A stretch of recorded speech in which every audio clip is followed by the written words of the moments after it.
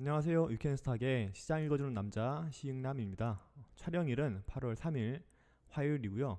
오늘은 미증시는 지난주 별 이슈가 없었고 간단히만 보고 하반기 국내 증시를 주도할 테마가 새로 생겼으니까 지난주에 이 부분에 집중해서 진행해 볼게요.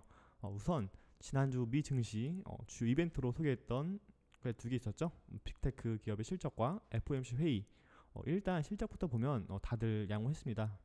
테슬라, 애플, 구글, MS 등 대부분의 기업이 예상치를 상회했고, 항공주이죠 보잉도 2년 만에 흑자 전환에 성공하면서 경기 회복이 이제 시작된 거 아니냐는 분위기가 풍겼는데, 잘 보면은 여기서도 희비가 엇갈렸습니다. 어, 2분기 실적이 좋았다고 시장이 순진하게 주가를 끌어올린 게 아닙니다.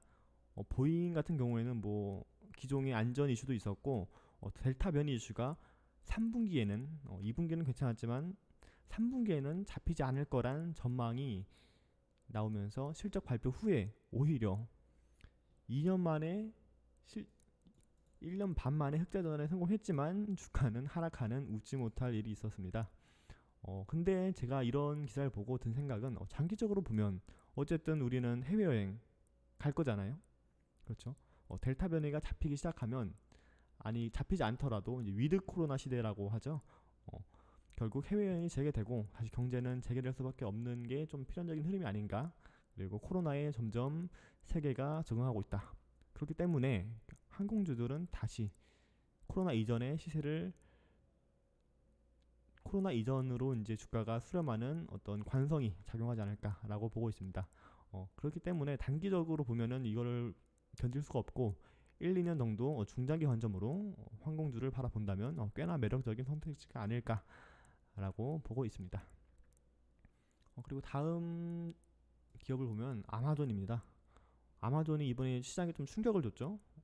실적이 좋았음에도 불구하고 성장률이 둔화되었다는 이유로 주가가 금요일 밤에 급락했는데, 아무래도 시총이 2천조에 육박하는 초대형 기업이 7%가 떨어지니까 미증시를 비롯해 국내 증시 월요일이었죠. 이때도 전반적으로 투심이 악화되는 흐름이 보였는데, 이뿐만 아니라 중국 요즘 규제로 인해서 지금 계속 이슈가 되고 있죠. 오늘도 게임 속터가 갑자기 하락하면서 무슨 일인가 봤더니 이렇게 중국의 관영 매체에서 게임은 정신적 아편이다 부정적인 발언을 하니까 또 우려가 생긴 거죠. 중국이 한번 산업을 규제하면 완전히 그냥 끝장을 내버린다라는 공포가 있기 때문에. 그래서 오늘 우리 게임주들이 NC소프트, 넷마블, 펄어비스가 대표적이었죠. 최근에 중국 판호 받으면서 상승했는데 그 상승분을 모두 반납하는 그런 흐름이 나왔습니다. 그렇기 때문에 이 부분 중국 리스크가 있다. 중국은 공산당이기 때문에 한번 그냥 이것저것 가리지 않는다, 그냥 없애버린다라는 부분 때문에 시장이 좀 어렵긴 한데, 이 부분은 계속 지켜볼 필요 있겠고, 최대한 중국 정책에 반하지 않는 그런 산업을 좀 노리는 게 안전하지 않을까라고 보고 있습니다. 그리고 FOMC 얘기를 좀 해보면 두 번째 관전 포인트였죠. 예상대로 기준금리는 동결했습니다. 연준이 미치지 않고서는 당분간 금리 인상 얘기를 꺼낼 수가 없습니다. 이건 확실한 부분인데, 한 가지 특이한 용어가 나왔다는 걸 좀 봐야 되는데, 이 스탠딩 레포라는 용어입니다. 이게 뭐지라고 좀 어려운 용어입니다. 특이한 용어인데, 제가 좀 쉽게 설명하자면 경기가 회복되면서 미국 10년물 국채금리가 상승할 때 손해를 보게 될 은행을 위해 연준에서 미리 자금의 유동성 부분을 좀 은행들의 혜택을 주는 장치, 그러니까 결론적으로 테이퍼링을 준비하는 액션이라고 보면 되겠습니다. 그리고 테이퍼링 관련해서는 계속 좀 언급이 나오고 있어요. 오늘 뉴스인데 8월 9월 일자리 늘면 10월부터, 내년 초도 빠르다고 생각했던 테이퍼링을 10월부터도 가능하다라고 이렇게 좀 겁을 주는 기사가 있었는데, 델타 변이로 좀 시장이 뒤숭숭하긴 한데 이렇게 테이퍼링 관련 뉴스가 나온 만큼 시장은 벌써부터 좀 대비 준비에 들어간 듯 합니다. 큰 사이클이니까 당장 내 종목에 영향을 주진 않겠지만 서서히 큰 흐름, 이런 금리 인상이라는 큰 흐름에 맞는 포트를 준비할 필요는 있어 보입니다. 그리고 이번 주 금요일 밤에는 7월 고용 보고서가 발표되니까 방금 언급한 테이퍼링 관련해서 이게 고용이 너무 좋으면 오히려 지수는 좋지 못할 것이다. 왜냐, 테이퍼링 이야기가 다시 나올 것이기 때문에 이 부분 좀 관전 포인트로 미증시는 지켜보도록 하겠고, 그러면 넘어가죠. 국내 증시 뉴스를 보겠습니다. 오늘은 딱 하나만 볼 겁니다. 바로 대북입니다. 북한. 지난 화요일이었죠. 북한이라는 새로운 테마가 시장에서 제대로 떠올랐습니다. 13개월 동안 차단한 통신 연락선을 북한의 요청으로 이게 복원된 건데, 포인트는 바로 여기서 포인트는 뭐냐면 북한이 먼저 움직였다는 것이죠. 이미 지난 7월 중순에 7월 15일 기사인데 뉘앙스가 좀 있긴 했어요.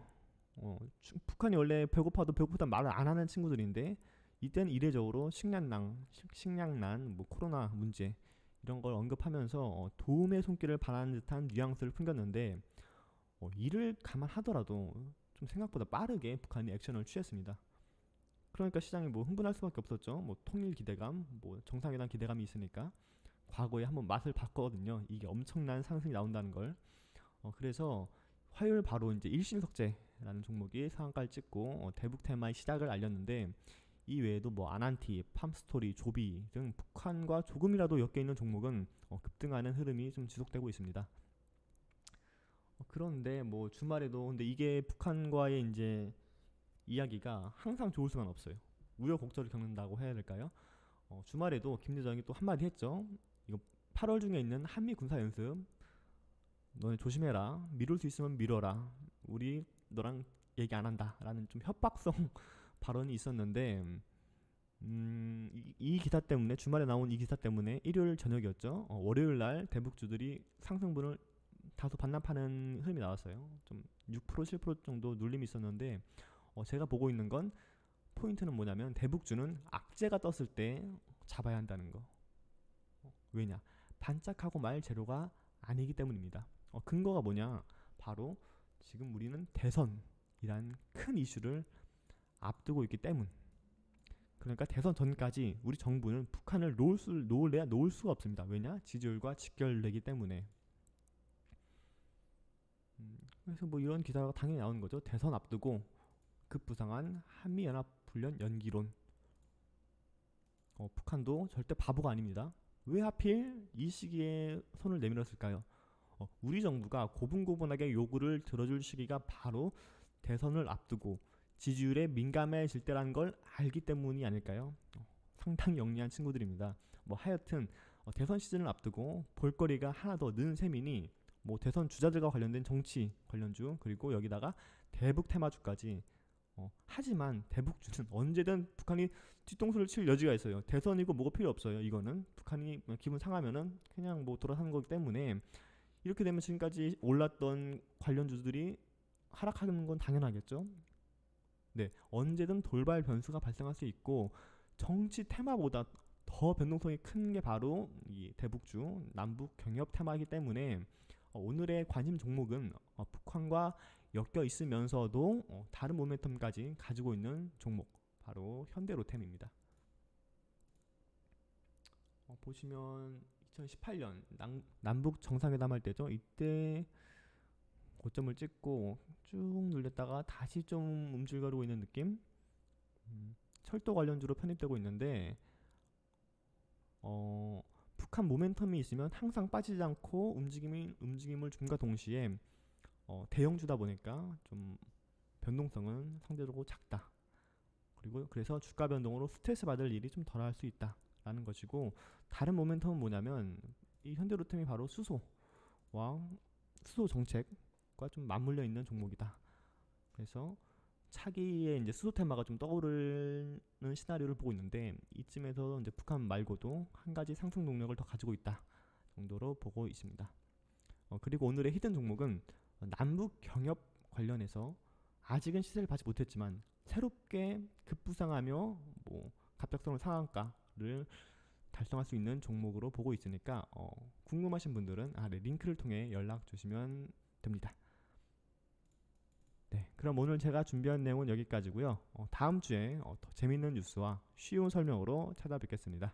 끝까지 들어주신 분들을 모두 감사합니다. 안녕.